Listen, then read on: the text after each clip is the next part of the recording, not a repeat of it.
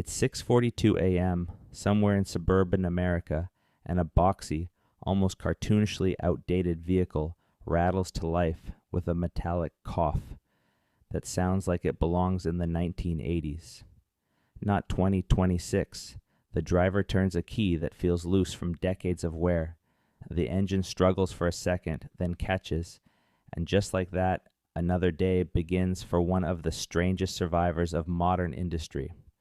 The Grumman LLV, a machine that was never supposed to last this long, never supposed to still be here, and yet against logic, against safety standards, against technological progress, it refuses to disappear, because the truth is, America's mail trucks aren't just old, they're a quiet, rolling controversy hiding in plain sight, built between 1987 and 1994 by Grumman Aerospace Corporation under contract for the United States Postal Service. These trucks were designed for a lifespan of just 24 years, a temporary solution to replace aging Jeeps, something functional, cheap, and simple, not something that would still be crawling through neighborhoods more than 30 years later. But here they are, thousands of them, still delivering mail, still breaking down, still catching fire. And that's where things start to get uncomfortable, because while they look harmless, almost nostalgic, the reality is far more serious. These trucks have become known internally and publicly for a growing number of fires, sometimes sudden, sometimes catastrophic, with reports over the years documenting hundreds of incidents where LLVs literally go up in flames mid-route, drivers forced to jump out, abandon everything, and watch as the vehicle burns. And the worst part is no single clear cause. Sometimes it's fuel leaks, sometimes electrical faults, sometimes just age, because these machines are far beyond what engineers ever intended.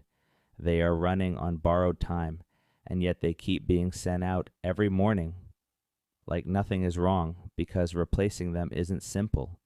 Not politically, not financially, not logistically.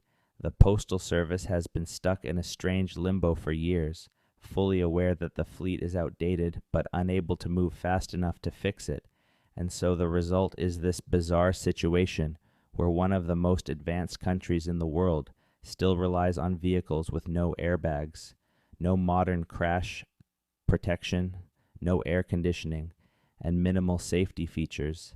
And that last one matters more than you think, because inside these trucks, temperatures can become extreme, especially during summer, turning the cabin into something dangerously close to an oven, with reports of heat. Exhaustion among drivers becoming more common as climate conditions worsen. And still, the trucks keep going, because the system depends on them, because replacing over 100,000 delivery vehicles is not just a purchase, it's a massive logistical overhaul. And that's where the next chapter begins, the attempt to finally replace them.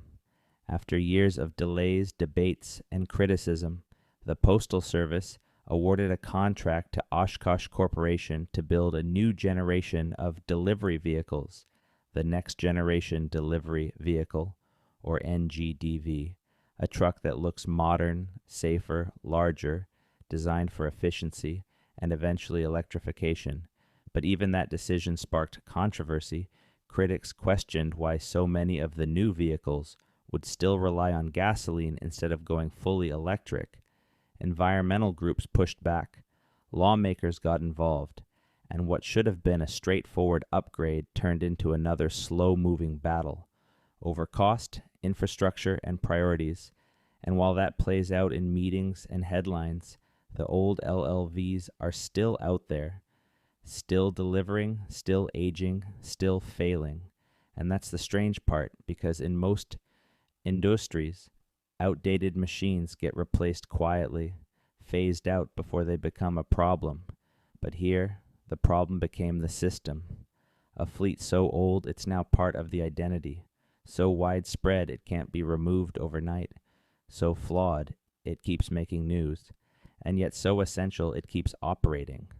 And if you zoom out, it starts to look less like a transportation issue and more like a case study in institutional inertia, how something designed as temporary becomes permanent, simply because changing it is too complicated, too expensive, too slow. And so the trucks survive, not because they are good, but because replacing them is harder than keeping them. And that's why you still see them today. That same boxy shape, that same rattling engine, that same outdated design moving through quiet streets as if nothing has changed, even though everything has. And maybe that's the real story here, not just about a mail truck, but about how systems age, how warnings get ignored, how temporary solutions quietly become decades-long realities, and how sometimes the most ordinary things you see every day are actually the result of years of delay, compromise, and unresolved problems. Because the next time you see one of these trucks pull up, engine idling, door sliding open, mail being dropped off like clockwork, just remember, you're not looking at a simple delivery vehicle. You're looking at a 30-year-old machine that outlived its purpose, outlasted its design, and somehow, against all expectations, is still part of the backbone of American life. See you around.